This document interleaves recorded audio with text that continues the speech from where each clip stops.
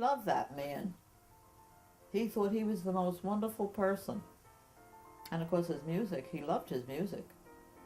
He played a lot of his music, my father. Yeah, he did.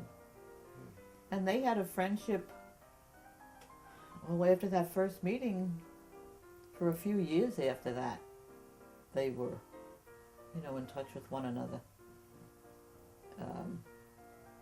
I don't know just for how long, but, a few years. The only thing we ever heard was this meeting of Scott Joplin. And when we were kids, we heard it so many times. At that time, families all ate dinner together, right? And you'd have this conversation at the dinner table. And he would be telling us about this meeting with Scott Joplin, okay? Well, you can stand it a couple of times. But then he'd start in every once in a while about this meeting with Scott Joplin.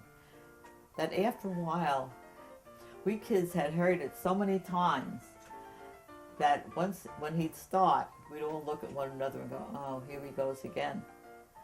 Scott Joplin. I was in Joplin, in Stark's office one time.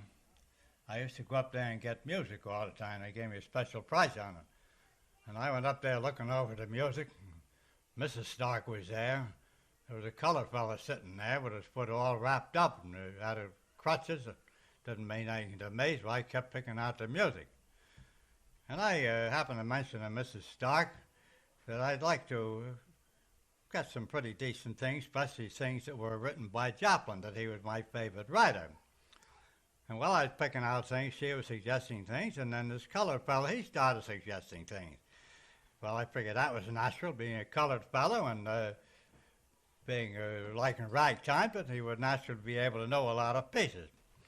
So anyway, he mentioned some pieces, and I didn't notice in particular that he mentioned Joplin's pieces. So I got what I wanted. In the course of the conversation, I happened to mention to Mrs. Stark. I said, that's one fellow I'd like to meet. I said, I admire him an awful lot, and I certainly hope to meet him sometime. So she said, well, would you really like to meet him? I said, I certainly would. So she pointed to this colored fellow and said, well, here's your man. So I looked at him. I said, you don't mean to tell me you're Scott Joplin? He says, that's who I am. He said, I don't look much like it now with my foot wrapped up with gout and all that kind of business. Well, I said, it doesn't make any difference to me. I went over, shook hands with him, told him I was tickled that to meet him, no matter how we looked or anything like that was one of my ambitions. Looking back on it, like, we didn't realize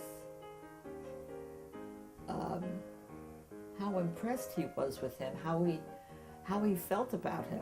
It was a wonderful thing for him to meet this man. And of course, kids, they couldn't care less. And we'd start, and here we go, oh, here he goes again. But